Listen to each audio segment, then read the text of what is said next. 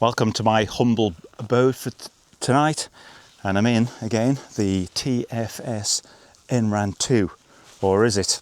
Now, in this video I wanted to bring you this lovely wild camp and to give you some clarity over the choices with this tent. Now, I've got inside a different inner than you've seen me use before, and this outer and inner is what I consider to be the best combination for one person camping. But there's a whole load of choices with this, so I'm going to bring you back to the setup in a different location and talk about my logic, and I'll bring you back to the wild camp and reveal what I've got inside. But I did run into a bit of a problem.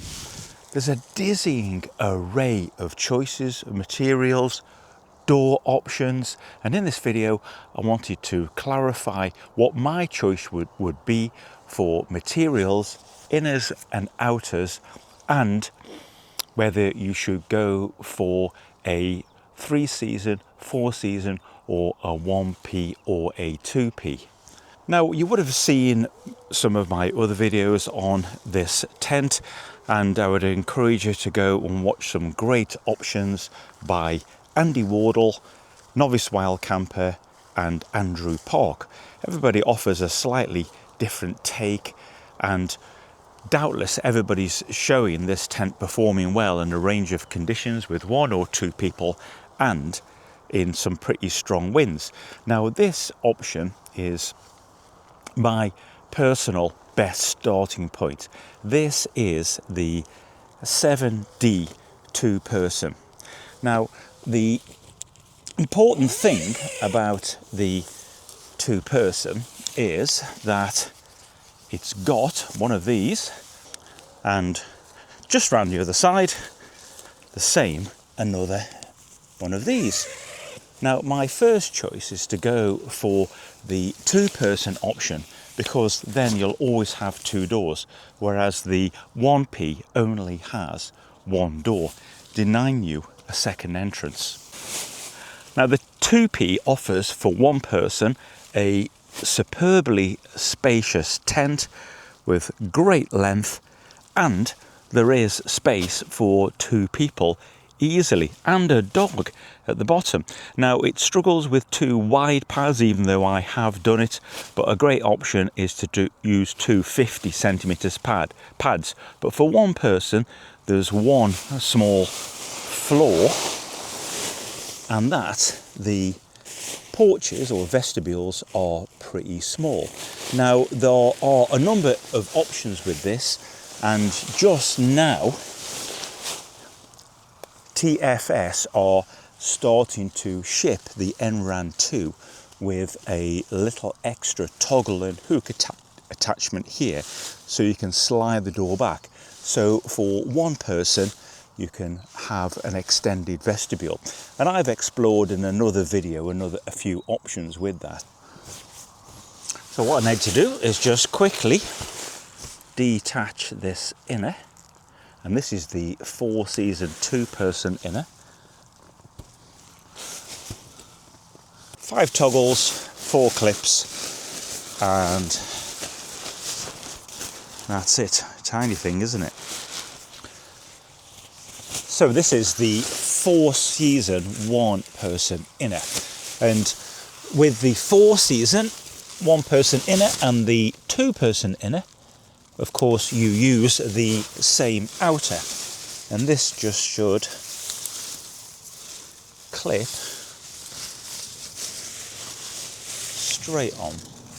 So now what we have with the 1-person inner is a massive vestibule here, and the only compromise I've had to do is the attachment clips at the bottom. This end won't fit, so I've just had to peg it, but it's still a really big inner in here. So what we have round the other side is the original 2-person door, but we've got an extra storage space around this side, and that is 30 centimetres there. I could put my rucksack in there. I've got loads of space down there. So around this side I've got 60 centimetres of vestibule. That never rolls off my tongue, that vestibule. I don't know about anybody else. Just sounds like you got your vest tucked in too tight. And then width wise, inside we've got 90 centimetres. Inside we've got 95 centimetres height, which is just nice. I wouldn't like it to be less. We've got this vast length of 230 centimetres. Mesh at the top. I've got monofill each side, and I've still got access to the vents on the outside. I can access gear that I might want to put in here, like my boots. I can access the outer vent.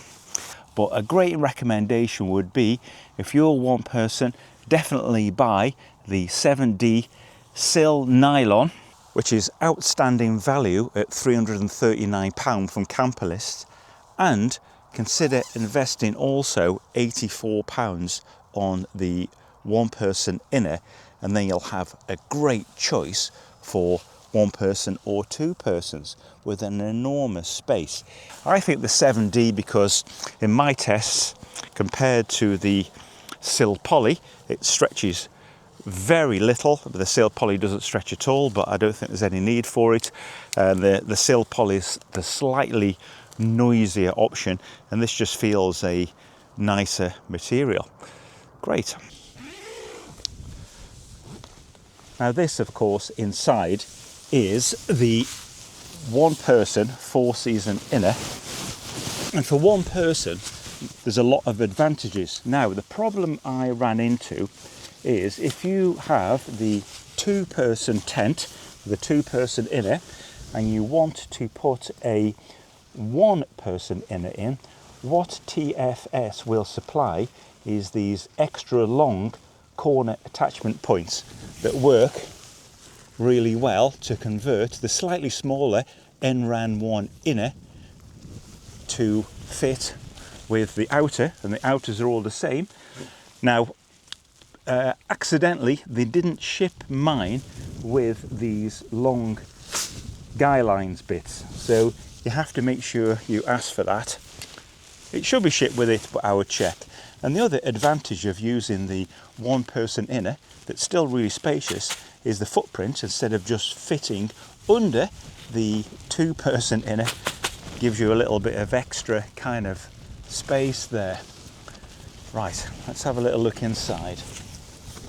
So this is absolutely enormous inside. I hope you can kind of see that.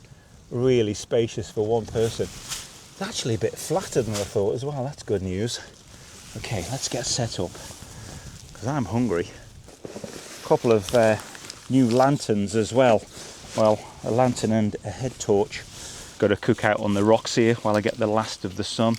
Now, what I've got is the FENIX, I think this is the CL22R lantern, multi-featured. I'll show you some of that later. And the catchily named FENIX HL18RT version 2 head torch. This is a lightweight but really powerful head torch. I'll be doing a full review on these, so keep an eye out for that. If you subscribe to get up here tonight, I've had a bit of motorized power.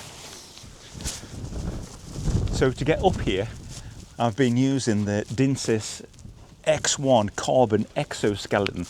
This is kind of motors for your hips and legs. Absolutely incredible. And it made getting up here a bit easier. Controversial, but look out for the full review to...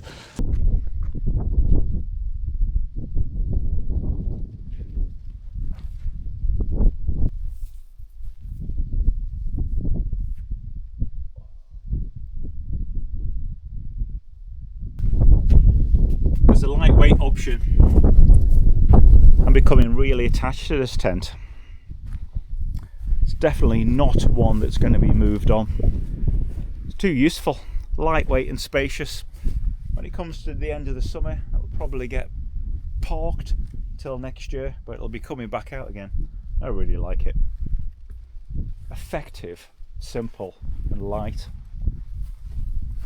If the wind was any stronger, I'd want to be in the lee one, but you know, tonight this is the perfect shelter. Stove there, backside there,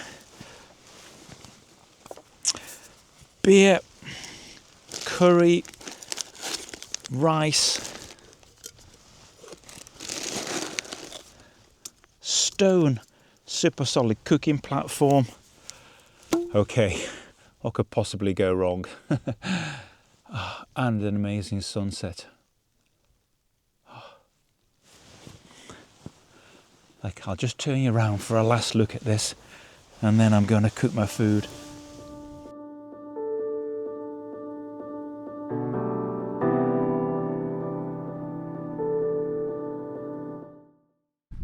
Well, I wasn't entirely dining alone. A little mouse came out. It was in that hole there somewhere, I think. Right, cup of tea before I get in the tent. I've never really been into that much these kind of, what, all-in-one cook kits, but this MSR switch, keep finding myself reaching for it, you know. It's really stable with this ring kind of mount and nice and simple. I like it, so, you know, I've put away one or two other things and just go, yeah, that's all there. Just grab that, that works. Really good. So I don't know if you saw my video at the outdoor retail show, and I really fancied one of these UCO or UCO camp mugs, so I picked one up. So this is its maiden voyage. Okay, cheers everybody. Hope life is good with you. This is a sneaky Monday night. I had a busy day at work. I'm gonna have to get up and strike camp about 5:30 and drive back for a 9 o'clock start in Newcastle city centre, but that's fine. Glad to get out.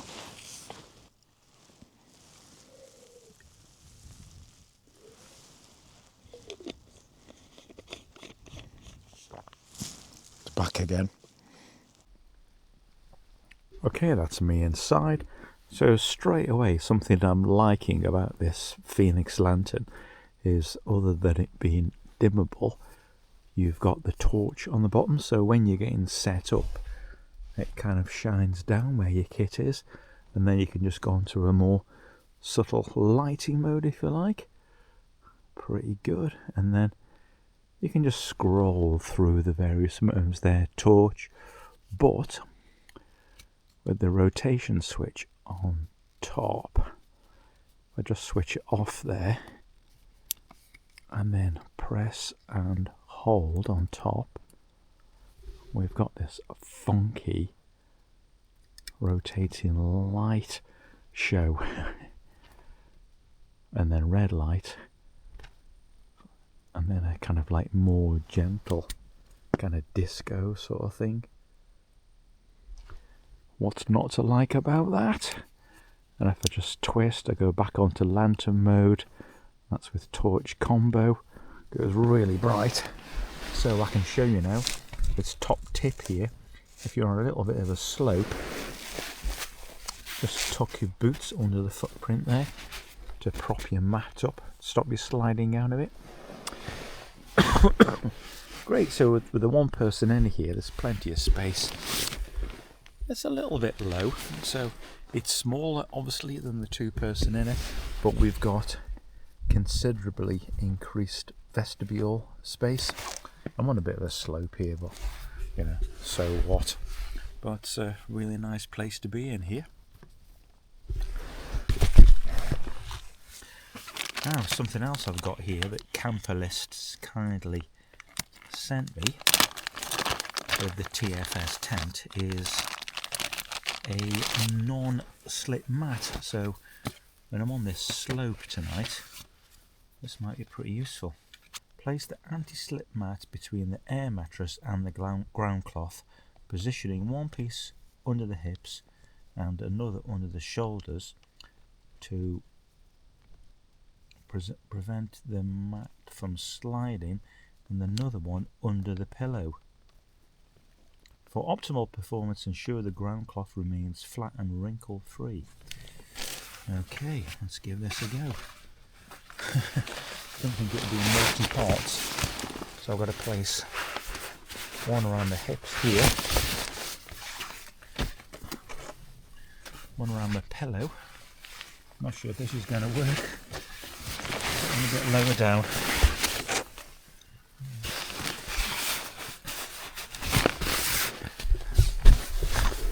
Nice idea, but I don't know if I can be chewed with that. Much as I enjoyed it, I'm glad I'm not in another storm like I was on my last camp 2 weeks ago in the new Nortent Vardé 1. This is a relatively calm night and I'm enjoying it, but for anybody who was scarred by the sight of me in my Breen thermo mesh leggings, I do apologise, but just when you thought the nightmares had died down, there's a reminder. Okay, let me show you this FENIX HL18R version 2. So really interesting, it's got a separate lock switch on the side. It's a double switch there.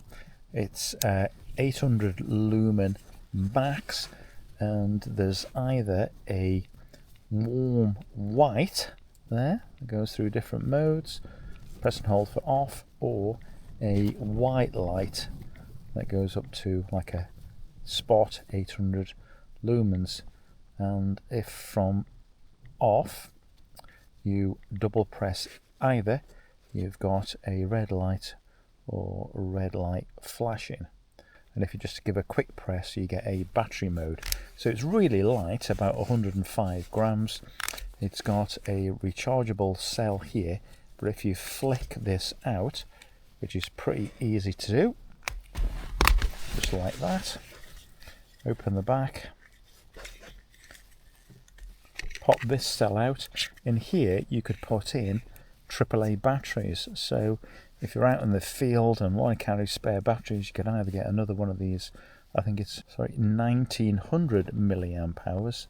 This, you can either carry a spare one of those or have AAA batteries in there, and that's it. Back on, click on for warm white. Really nice, compact, excellent adjustment on the side, the usual FENIX thing. Really good. So like I say, I'm gonna be doing a full video on this with unboxing and stuff, so keep an eye out for these. This is what's called the polar white version. Excellent.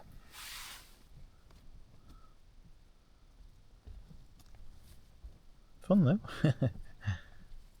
Endless seconds of entertainment. Good morning. Right, it's 5:30 AM. I've got to get ready to go to work. I just wanted to show you the space inside here. So I've got my backpack at the top. This is a large mat, and down the side here got my clothes here, electronics, spare clothes, etc. My drone, my rubbish, the Dinsis X1 at the bottom, so plenty of space. I'd have space for the dog here or at my feet. See what the morning's got for us. Wow. You've got a bit more space for a bit more overhang there. So if you had the door open, rain wouldn't come in. I take it all back. These little anti-slip patches stayed in place and did the job actually. And they're small and light, so that can stay in my overnight kit.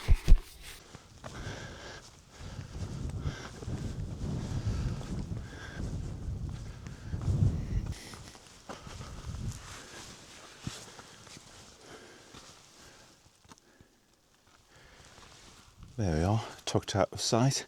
That green blends in beautifully. This has been the epitome of arrive late, leave early, this, because it's only 6 o'clock now. I'm just about to take the tent down, so I've seen nobody. I was a bit self-conscious being next to the path, but it's a leave no trace philosophy. Nobody will know I've been there, except for the mouse that I left a tiny bit of rice out for.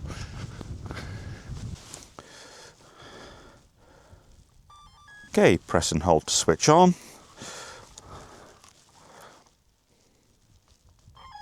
Double press, that's me, ready to go.